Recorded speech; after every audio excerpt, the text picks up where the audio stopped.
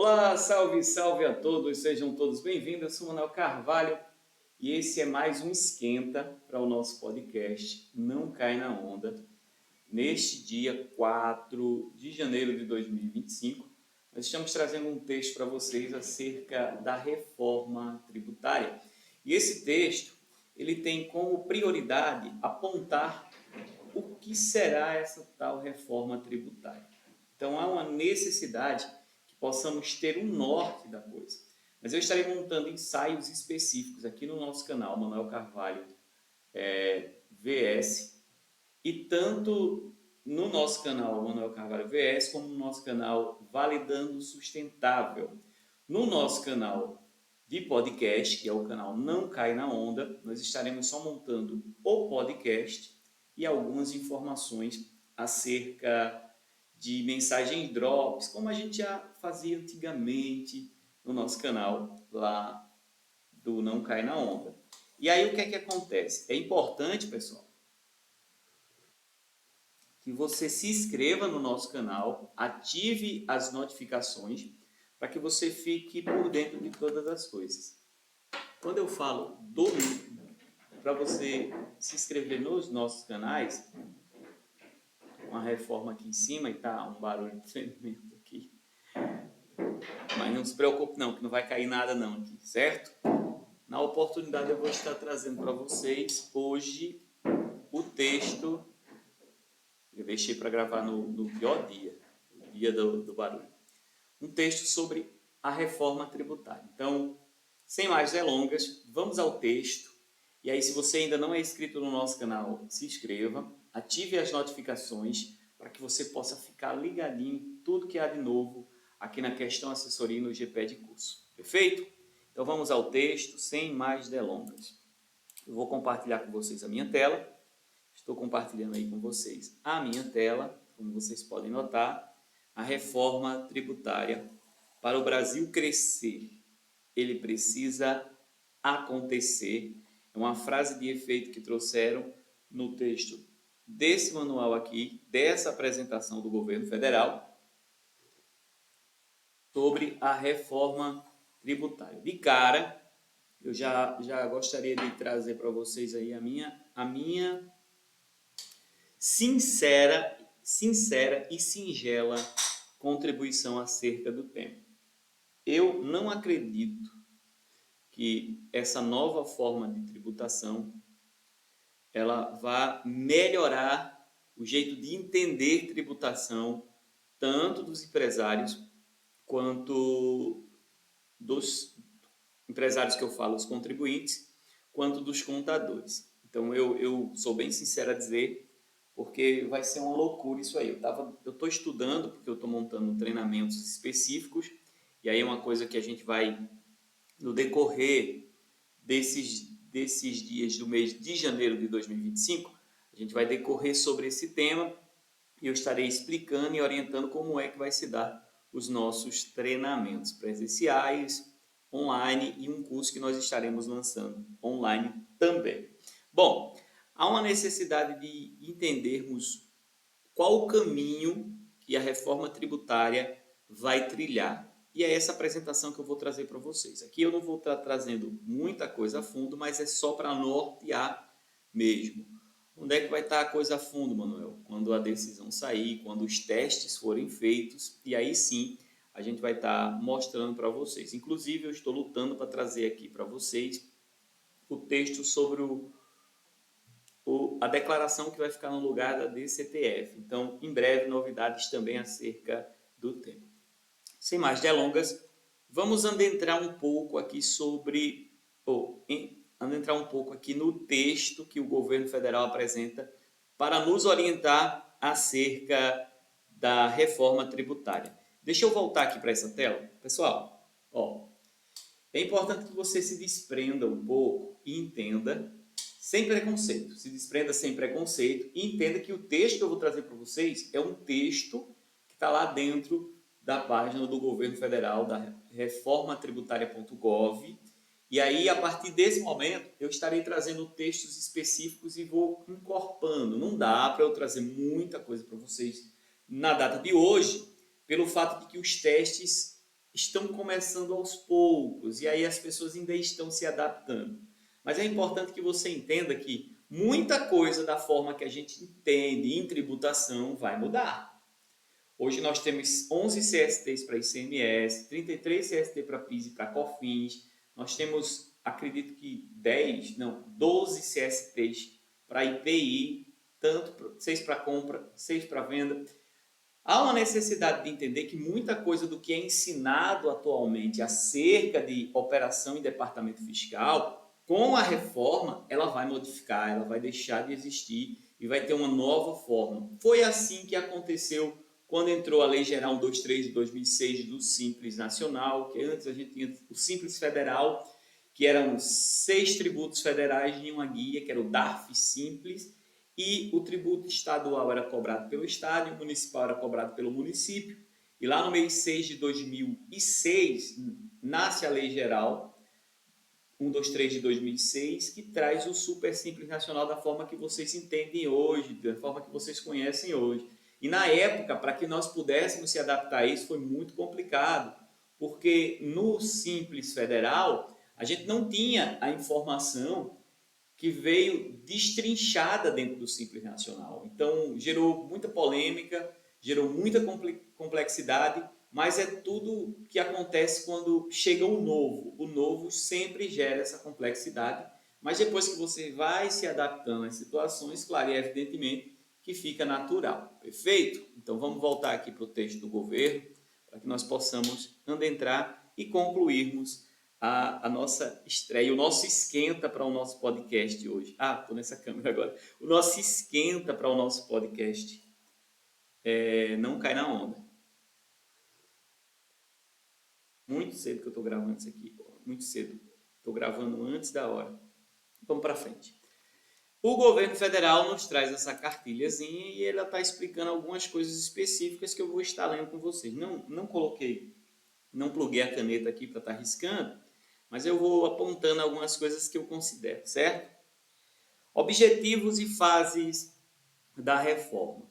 Nesse slide aqui está dividido os objetivos dessa reforma, para que essa reforma foi criada e a que se propõe. E se você é o nosso aluno, você provavelmente já deve ter visto um vídeo eu explicando acerca disso aí, dizendo que há uma necessidade de você entender por que foi criado, como se adaptou e como ele está atualmente, no presente. Porque sempre o presente pode ser a adaptação, certo? Então há necessidade muito. Então o objetivo dessa reforma. Muito se fala aí, mas eu vou trazer o texto do governo federal ipsiliter para que vocês entendam o que é que o governo ele entende e os nossos legisladores entendem da importância dessa reforma. O primeiro quadro, e aí eu vou ler os quadros da forma que se lê, certo? Da esquerda para a direita. Diz assim o primeiro quadro em verde aqui, ó. Fazer a economia brasileira crescer de forma sustentável, gerando emprego e renda. É engraçado porque o primeiro quadro do objetivo é um objetivo nobre, certo? A ideia sempre é deixar a questão da sustentabilidade se valer. E aí eu, Manuel Carvalho, que sou criador do método de validação sustentável, e quando eu falo de validação sustentável, nós estamos falando das EFDs, ou seja, como você validar de forma sustentável o seu SPED fiscal, o seu SPED de contribuições. Como eu sou de sustentabilidade, de sustentável, quando eu vejo o primeiro objetivo acerca da reforma trazendo essa ideia de fazer a economia brasileira crescer de forma sustentável, ou seja, é um crescimento que se mantém por longos dias, por muitos anos, eu fico impressionado com isso. Mas, em compensação, ele diz assim, gerar emprego e renda. Quando ele fala de gerar emprego e renda, o governo federal, os nossos representantes perante a Câmara de Deputados, estão com um projeto lá da jornada de trabalho. E aí, muito se entende que essa jornada de trabalho, em vez de gerar emprego, ela vai tirar emprego. Mas isso não é o tema desse ensaio, dessa live de hoje, mas eu vou estar trazendo no decorrer desses dias alguns textos acerca desse tema, então é importante que você se inscreva no nosso canal e ative as notificações. O segundo quadro do objetivo é tornar nosso sistema tributário mais justo, reduzindo as desigualdades sociais e regionais. Eu acho que ele está falando aí mais do Pacto Federativo, né? Mas quando ele fala disso, a Lei Candir, que é a lei de responsabilidade fiscal, ela veio para sanar um problema e, na verdade, não conseguiu lograr êxito. E aí, no segundo quadro do objetivo aqui, o governo federal ele diz assim, gente, a ideia da reforma, além de fazer a economia brasileira crescer de forma sustentável, que é um crescimento que se mantém, é, transformar o nosso sistema tributário mais justo, que ele consiga acabar com a desigualdade que existe, tanto social quanto regional. Pessoal, é complicado isso aí, porque eu não quero nem abrir tema sobre isso ou texto sobre isso, mas vou deixar vocês pensarem. Tenho a minha opinião formada, mas não posso declarar ela agora enquanto os testes não começarem a funcionar. O terceiro quadro do objetivo, ele diz assim, reduzir a complexidade da tributação, assegurando transparência e provendo maior cidadania fiscal.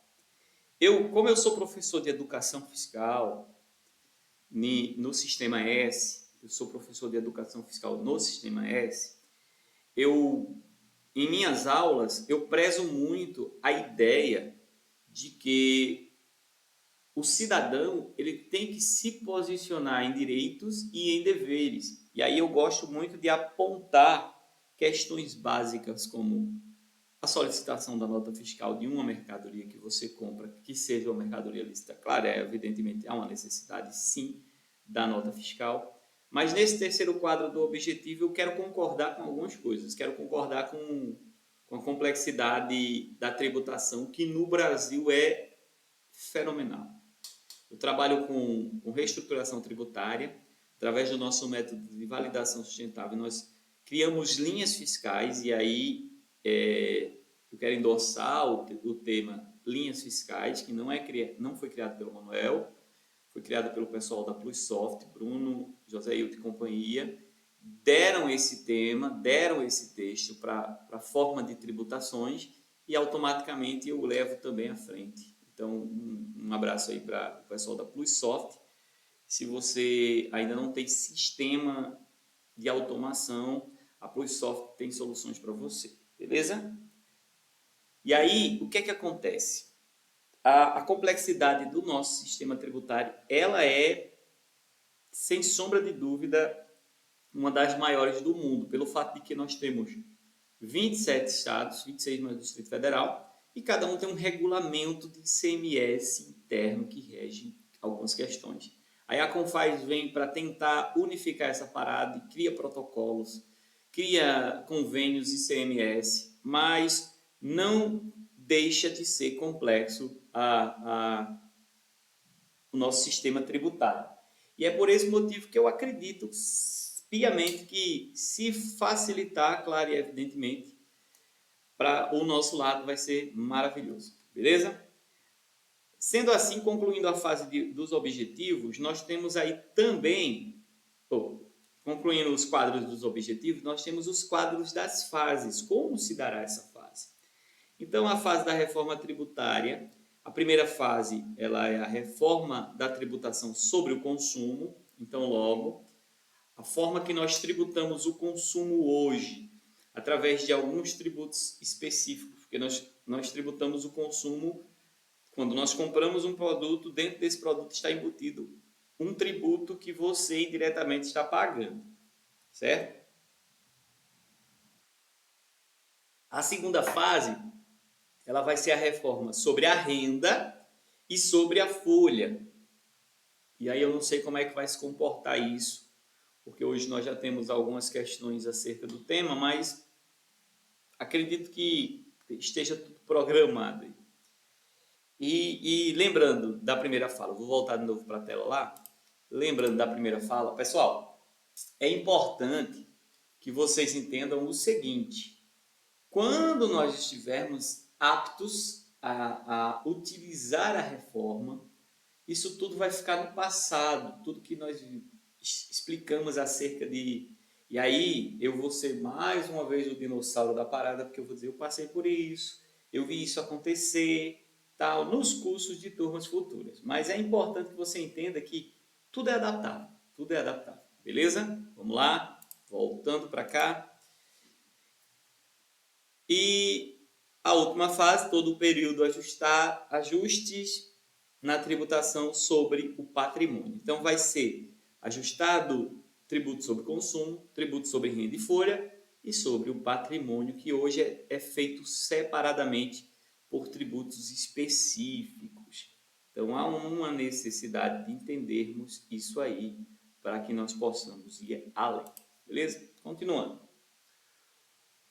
Consenso do jeito que está não dá. Existe um consenso por todos os brasileiros, inclusive eu me incluo nessa parada, que a forma de tributação que o Brasil tem hoje, que opera sobre o Código Tributário Nacional, o tal CTN, que traz no seu artigo 3º que tributa toda prestação pecuniária compulsória em moeda, o cujo valor lhe possa exprimir, essa forma ela não dá mais para continuar. Nós somos um país que tende a crescer, né? Um país que era para ser país de primeiro mundo por conta das riquezas que nós temos naturais, mas infelizmente ainda não somos, mas buscamos essa posição no pódio. E aí eu vou ler o texto em vermelho aqui, branco com fundo vermelho, que diz assim: o sistema brasileiro de tributação sobre o consumo é o pior do mundo. Concordo piamente, concordo. E diz assim os pontos. Primeiro ponto, complexidade excessiva. Há sim uma complexidade excessiva. Segundo ponto, falta de transparência, verdade. Você não sabe para onde vai o dinheiro que você paga tanto. Terceiro ponto, elevado grau de litígio e insegurança jurídica, verdade.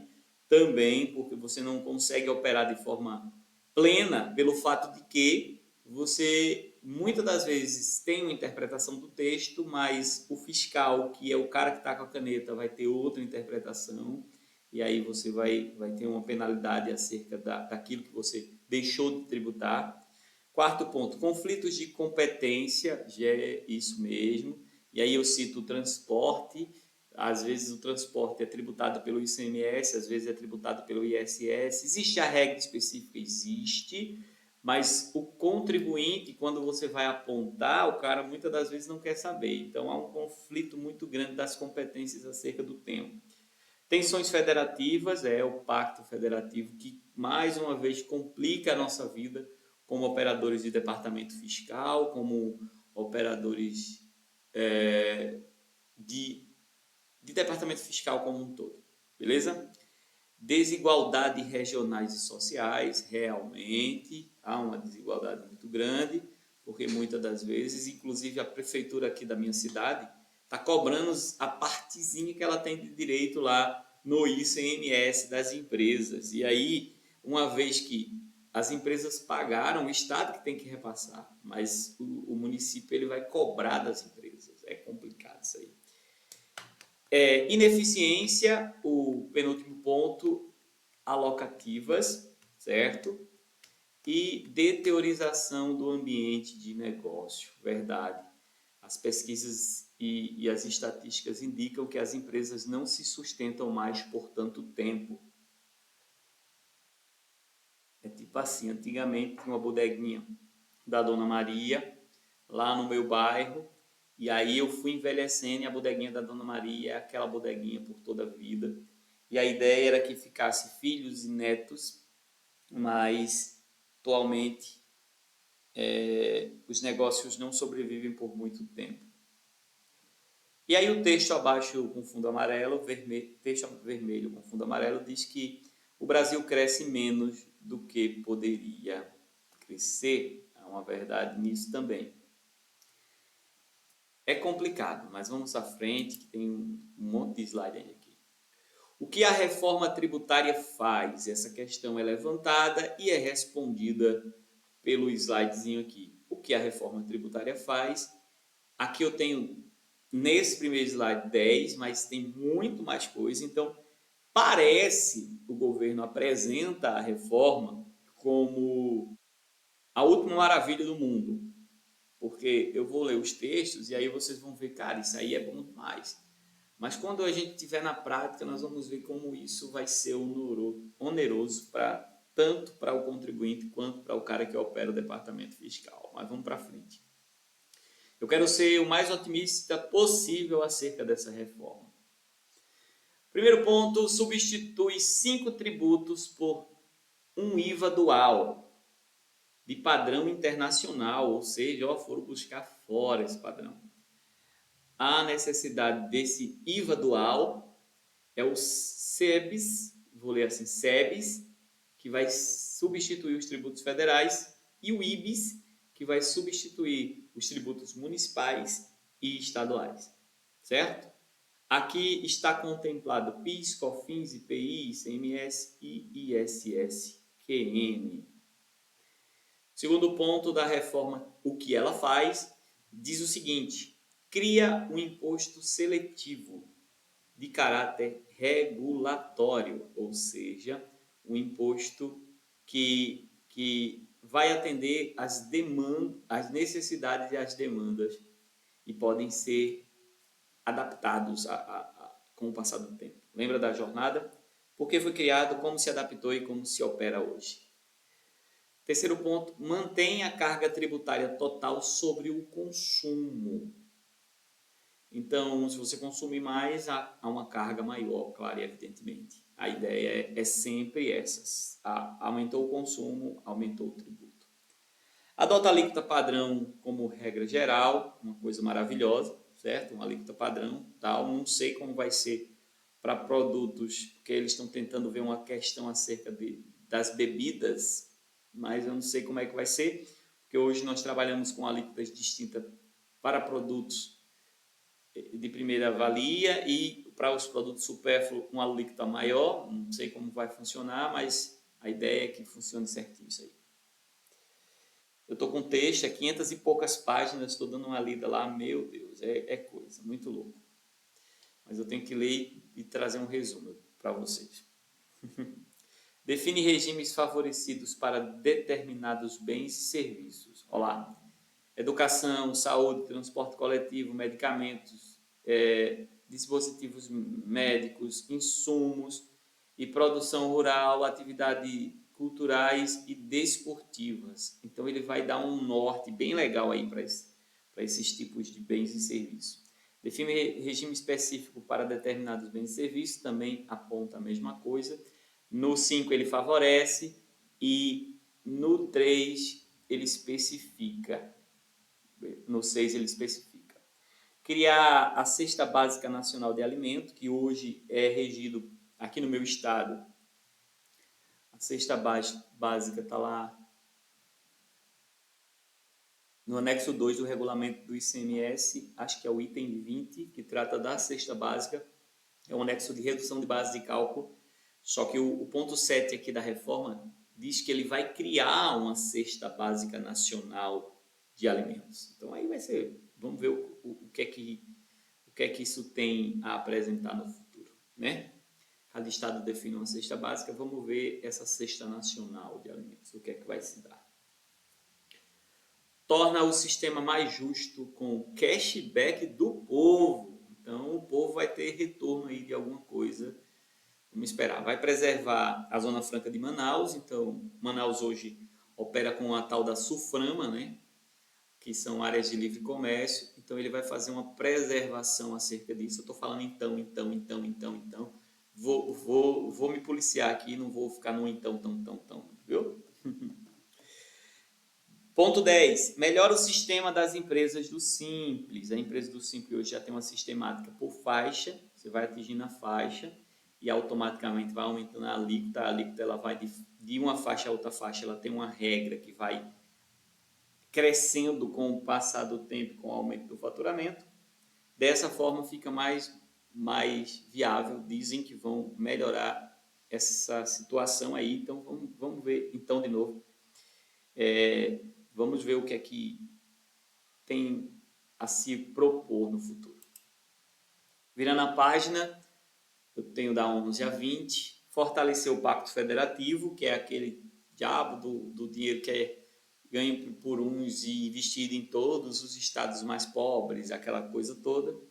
Criar um modelo de cobrança integrado e eficiente, prever uma transição segura para o novo modelo. O 13, coisa boa.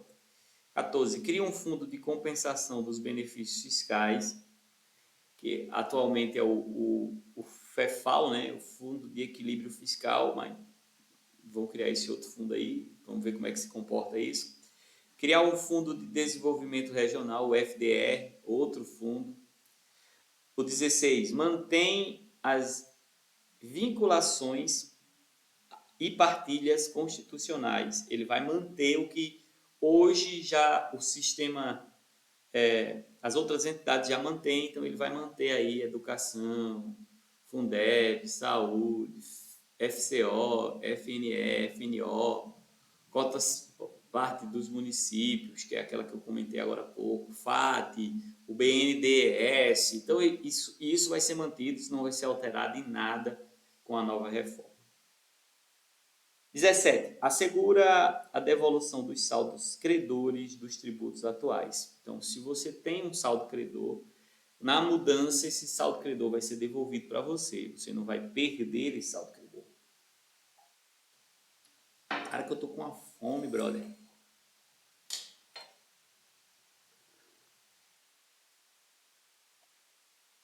Beleza? O 18 diz ampliar a base de incidência do IPVA para alcançar veículos aéreos e aquáticos. Olha aí a novidade boa para vocês que tem avião e que tem barcos, embarcações. 19. Permite a atualização periódica da base de cálculo do IPTU. Então vai sempre fazer uma atualização acerca disso. Eita Deus. 20.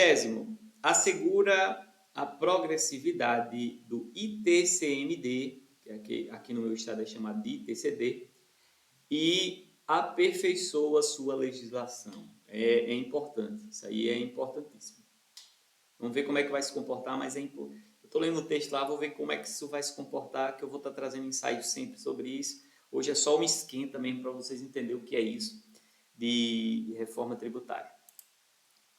Sendo assim, o que a reforma tributária faz? Vamos lá. Primeiro passo está lá, substitui 5 tributos por um IVA dual padrão. Hoje nós temos PIS, COFINS, IPI, ICMS, ISS, QN. Ele vai ser substituído pelo IVA dual. O IVA dual ele vai ser representado pelo SEBS, que está lá os tributos federais PIS, COFINS e IPI. E aí notem que eu não falei imposto, mas sim tributos. E o IBIS, que está o tributo municipal e o tributo estadual. O municipal é o ISS e o estadual é o ICMS. Sendo assim, o IVA dual, eles terão os mesmos, tanto o SEBS quanto o IBIS terão os mesmos fatos geradores, base de cálculo, hipótese que não incidência e sujeição passiva.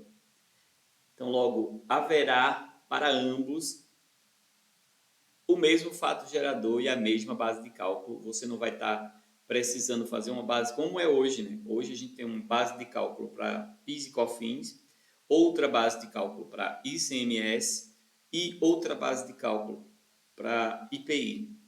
Hoje é desse jeito, mas na reforma, tanto o SEBS quanto o IBIS terão fator geradores iguais, base de cálculos iguais.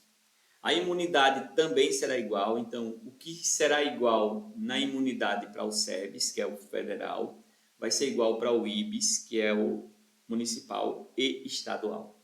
Vão ser imunes gerais, porque hoje nós temos um trabalho de entender se tributa ICMS, se paga PIS/COFINS, aí às vezes não tributa ICMS por conta da substituição da isenção ou da não tributação, mas tributa PIS/COFINS, aí às vezes tributa ICMS, não tributa PIS/COFINS, e aí fica uma salada. A imunidade vai ser tanto para o SEBS quanto para o IBS. Regimes específicos diferenciados ou favorecidos de tributação, tanto para o SEBS quanto para o IBS, serão regimes específicos e diferenciados.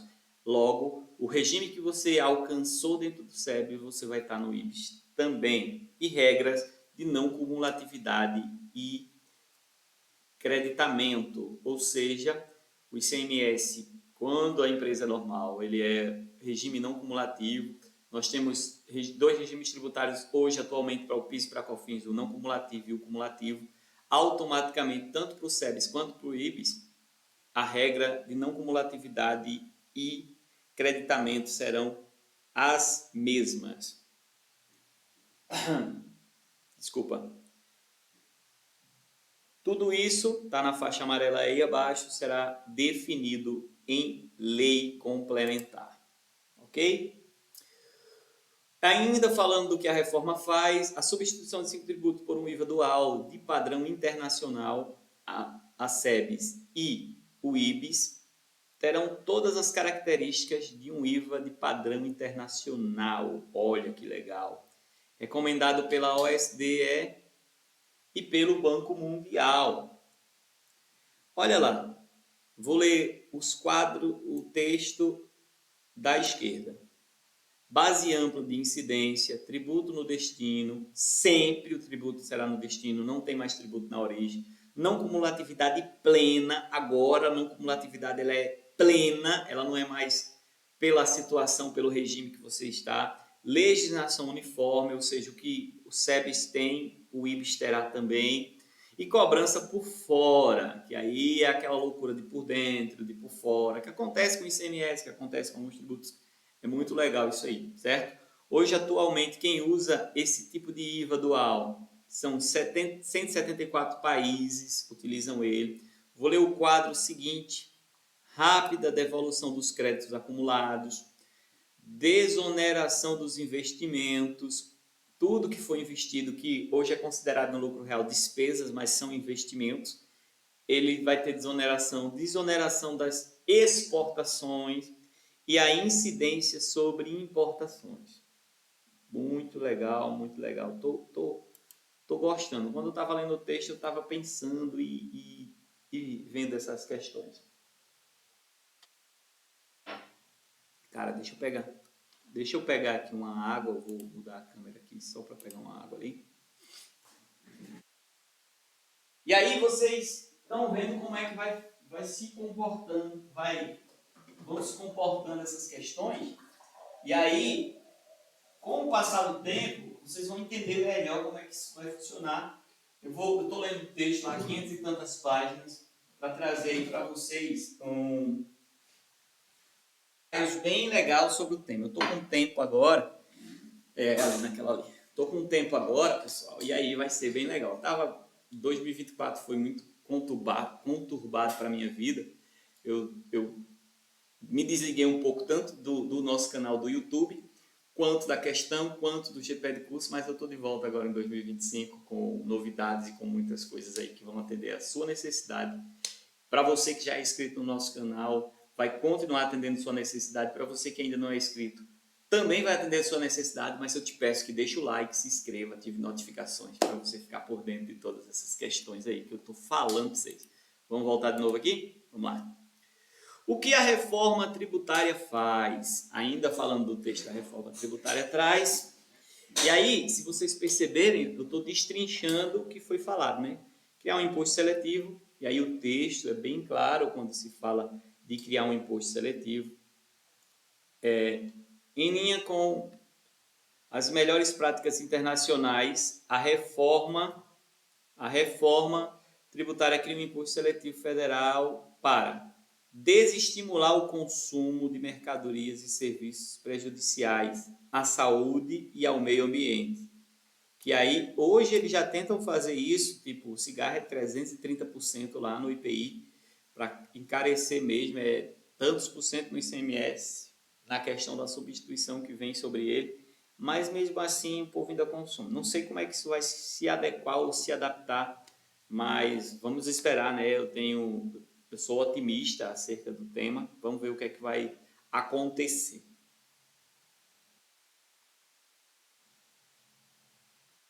No texto do fundo amarelo aqui, à direita de quem vê, o imposto seletivo terá caráter meramente regulatório e será instituído por lei ordinária, a qual detalhará as mercadorias e os serviços sobre os quais incidirem. Importantíssimo isso. Importantíssimo, certo? Ainda do que a reforma faz, eu trago o terceiro ponto, que diz manter a carga tributária total sobre o consumo. E aí é onde nasce toda hoje se cobra por tudo, né? Se cobra pela circulação, se cobra pelo consumo, se cobra pela origem, um monte de coisa. A reforma, ela quer totalizar todo o tributo no consumo, 100% no consumo. E aí o texto diz o seguinte: durante o período de transição, as alíquotas tanto do IBIS quanto do SEBS serão revisadas anualmente pelo Senado Federal com vistas à manutenção da carga tributária. O bom do Senado é que o Senado passa 8 anos, né? Então vai dar para ele ficar fazendo esse trabalho aí. Os senadores passam 8 anos, então dá para eles fazerem esse trabalho. O contribuinte vai pagar o que já paga hoje, só que agora de forma simples e transparente. Esperamos que isso se cumpra. Isso é uma expectativa tanto minha quanto de todos os brasileiros, que a transparência chegue e bata na nossa porta e diga: é isso que você está pagando, é isso que você está recebendo. Quarto ponto, adota alíquota padrão com regra geral. A adoção de uma alíquota padrão para todos os bens materiais e imateriais, inclusive direitos e serviços. Perfeito, perfeito. Diz aí que as alíquotas, tanto do IBIS quanto do SEBS, serão fixadas pelo Senado Federal. É o que aconteceu com o ICMS lá no convênio, não, na resolução do Senado Federal de número 22 de 1989, quando ele cria aquela tabela de origem e destino. O Senado cria uma tabela de origem e destino que em máxima rege que Norte e Nordeste, quando vender para fora dos seus estados, é 12%, e Sul e Sudeste, quando vender para fora dos seus estados, é 7%. Então, o Senado ele tem esse poder de criar isso. Mas, no caso da reforma, quem irá criar essas alíquotas será, sim, o Senado Federal. Então, lembrem, todas as vezes que você for colocar um representante, olhar se esse cara tem condições de melhorar e facilitar a vida do contribuinte como um todo. Beleza? Ponto 5. Definir regimes favorecidos para determinados bens e serviços. Então, vai ser alcançado agronegócio e alimentos, cultura e esporte, educação, saúde, transporte e outros. Ele coloca outros aqui porque há uma gama de serviços específicos que vão ser alcançados por essa reforma e eu vou estar pontuando isso durante os nossos ensaios. Definir regimes específicos para determinados bens e serviços, aqui ele define e aqui ele especifica. Lembra? Combustível e lubrificante, operação com bens imóveis, serviços financeiros, que já tem regras de plano de saúde, concursos e prognósticos, compras governamentais, que já tem toda aquela resenha, serviços hospitalares, parques de diversões e temáticos, bares, restaurantes e aviação regional. É a reforma, é a reforma. Vamos ser otimistas. O sétimo ponto diz criar a Cesta Básica Nacional de Alimento, que aí eu já falei para vocês que hoje, no meu estado, está no anexo 2 do regulamento do ICMS, no item 20, trata da nossa cesta básica, que é o anexo de redução de base de cálculo. E aí ele diz que a reforma cria uma Cesta Básica Nacional de Alimentos, que terá alíquota zero no SEBS e IBIS. Os itens que comporão esta cesta serão definidos em lei complementar. Olha que coisa maravilhosa. Hoje se trata de uma redução de base de cálculo, que era de 58,82 aqui no meu estado, só que como aumentou a alíquota do ICMS, teve um aumento também na redução, porque a redução ela trata que o ICMS tem que ficar 7%. E aí é muito legal isso. Vamos ver como é que vai se comportar. É só expectativas, mas tomara que dê tudo certo. 8. Torna o sistema mais justo com o cashback do povo. E aí ele está dizendo aqui que a devolução aos consumidores da parte do SEBS e do IBIS incidentes sobre as mercadorias e serviços que consumirem, beneficiando sobretudo quem tem renda mais baixa. A nota fiscal alagoana ela fazia isso, né? Ela devolvia 40% do valor do tributo do ICMS do que você comprasse, e aí você precisaria estar cadastrado, os seus tickets iam participar de um sorteio, tal, aquela coisa toda.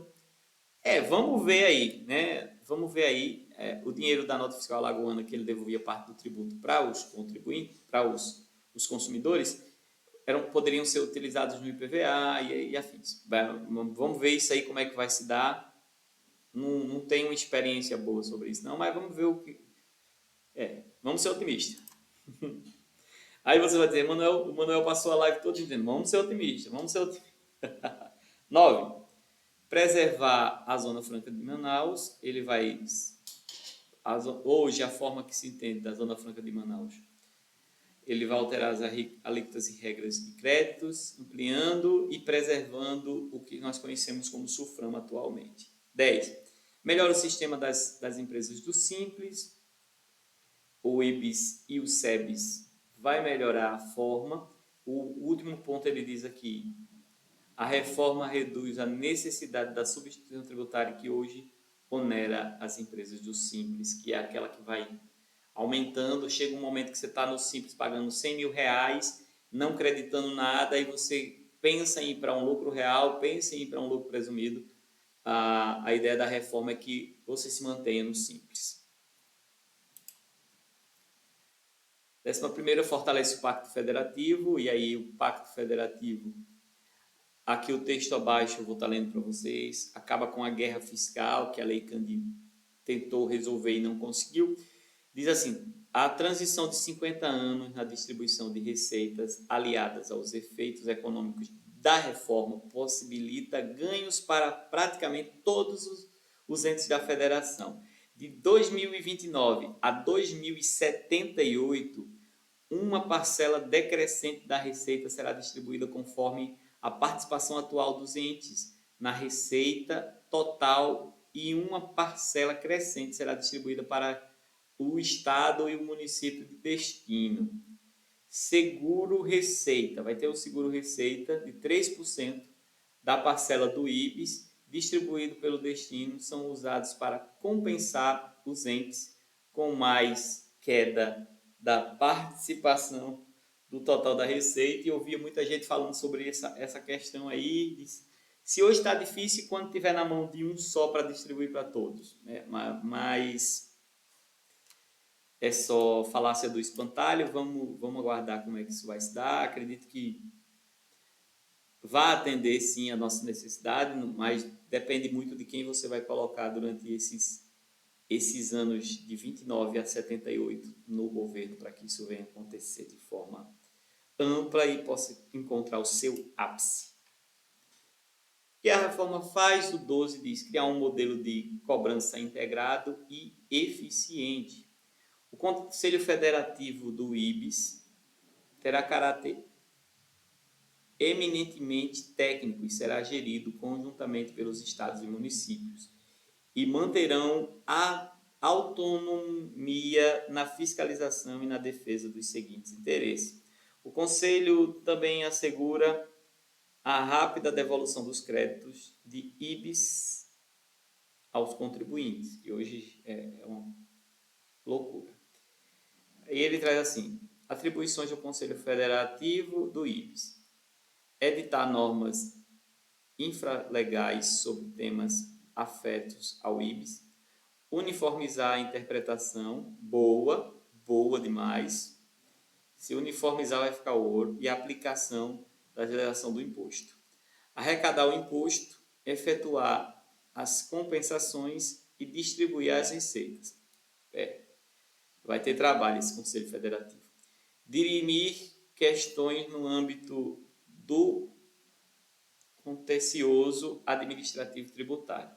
Vai ter muito trabalho. A instância máxima da deliberação do Conselho Federativo será composta de forma paritária por 27 membros representando cada estado e o Distrito Federal, 27 membros representando o conjunto dos municípios e o Distrito Federal. A PEC estabelece os critérios a serem observados para que as deliberações sejam aprovadas.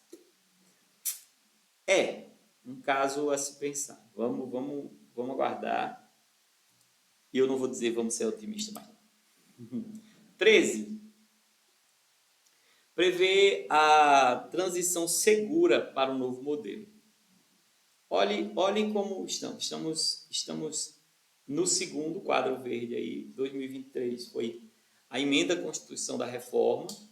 2024 e 2025, lei complementar que regulamenta, e essa é a que eu estou lendo aí, 500 e tantas páginas, o IBIS, o Conselho Federativo, o Fundo de Desenvolvimento e o Ressarcimento, a Lei Ordinária do Imposto Seletivo, o desenvolvimento do sistema de cobrança do SEBS e do IBIS. Isso está acontecendo entre 24 e 25, então nós estamos ainda no trâmite dessa parada.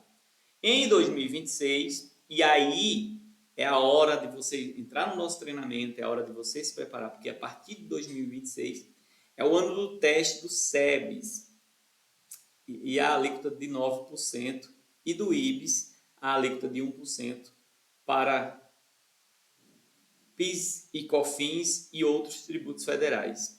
Mas nós vemos que os outros tributos federais, nesse momento aqui, não está apontando tanto o IPI, mas acredito que seja testado também.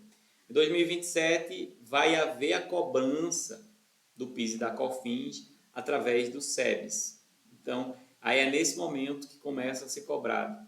Também em 2027, vai ter a redução para a alíquota zero de todo o IPI, exceto da Zona Franca de Manaus, certo? Vai haver também a instituição do imposto seletivo em 2027, que está sendo decidido a lei ordinária agora em 2024, 2025, certo? Em 2029 até 2032, a transição do ICMS e do ISS para o IBIS.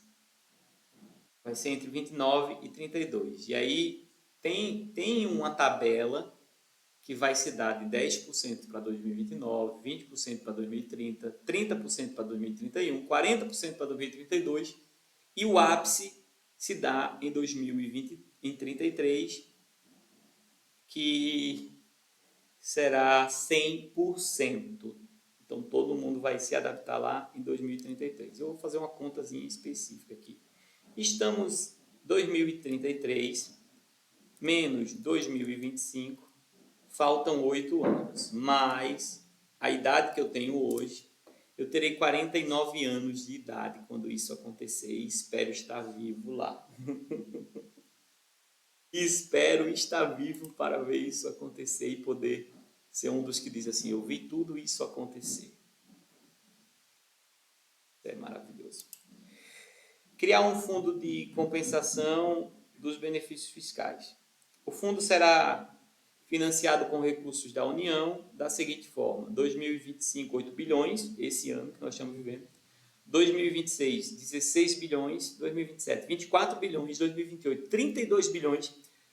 2029, 32 bilhões, não aumentou nada. 2030, 24 bilhões, 2031, 16 bilhões e 2032, 8 bilhões. Então, ele sobe até 2028 e de 2029 ele mantém e vai decrescendo mais uma vez. Os recursos desses fundos serão disponibilizados às empresas a partir de 2029, quando terá início a redução gradual dos incentivos em decorrência da redução das alíquotas do ICMS. E aí, o ICMS, que está sendo substituído pelo IBS, aparece na história mais uma vez. Desculpa. Criar um fundo de desenvolvimento regional, que vai naquela métrica também de 8, 16, 24, 32. Agora, em 2033, ele aumenta para 40 bilhões, certo? O recurso desse fundo aumentam gradualmente na medida que o incentivo do ICMS são reduzidos. Reduz o incentivo do ICMS e aumenta o fundo. A partir de 2029, a soma dos recursos do fundo será igual a 40 bilhões.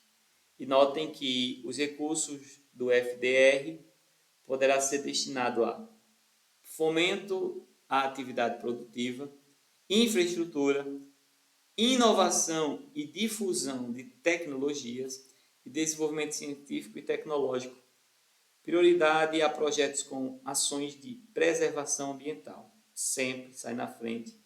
E aí a Constituição, no seu artigo 225, trata dessa questão do ambiente, aí fica bem cancha esse negócio. 19. A forma de tributação faz 16 e o 17.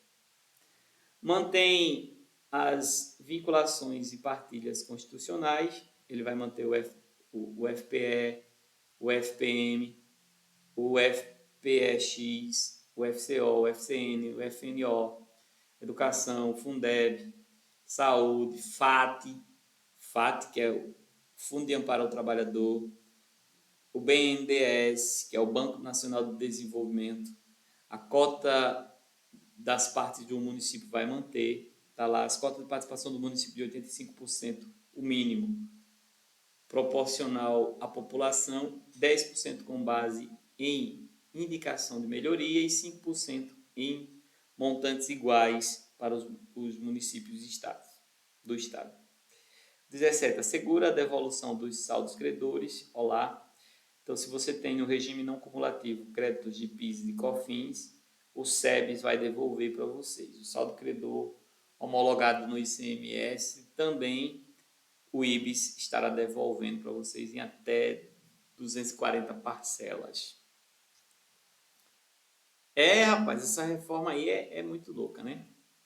18. Amplia a base do IPVA para alcançar veículos aéreos e aquáticos. A reforma amplia a base da incidência do IPVA, que hoje só é sobre veículos terrestres, de modo, inclusive, veículos aquáticos e aéreos, como lanchas, jet skis.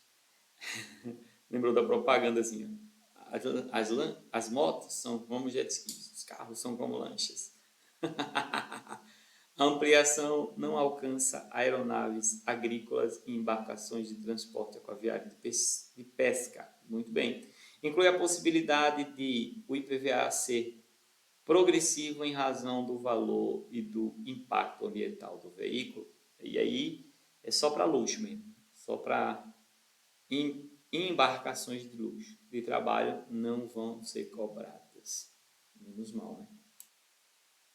19. Permite a atualização periódica da base de cálculo do IPTU. Imposto sobre Propriedade Predial e Territorial Urbano, IPTU, poderá ter sua base de cálculo atualizada por decreto, conforme critérios definidos pela lei municipal. Então, não tem muito a se esperar de diferente do que a gente já vive, não, certo?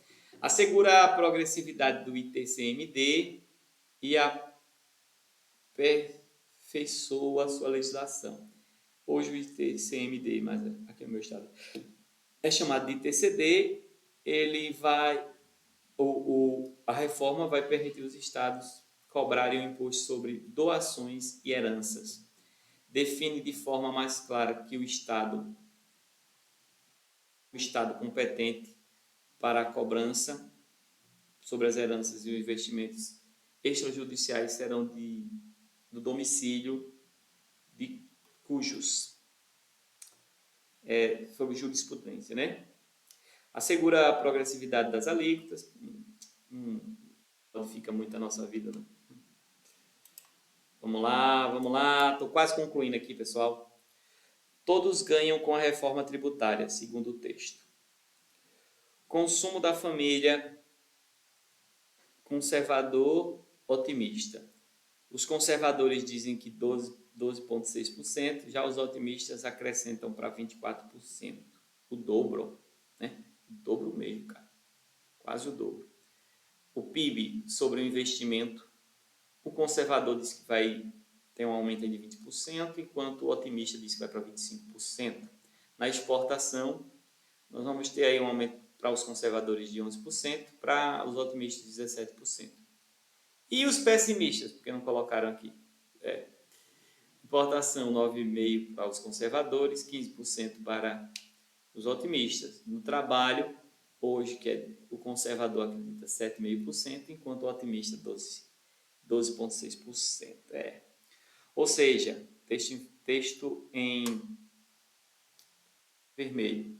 A reforma tributária gera o crescimento adicional da economia, do PIB, de 12% ou mais em 15 anos, ou seja, hoje isso representa 1,2 trilhão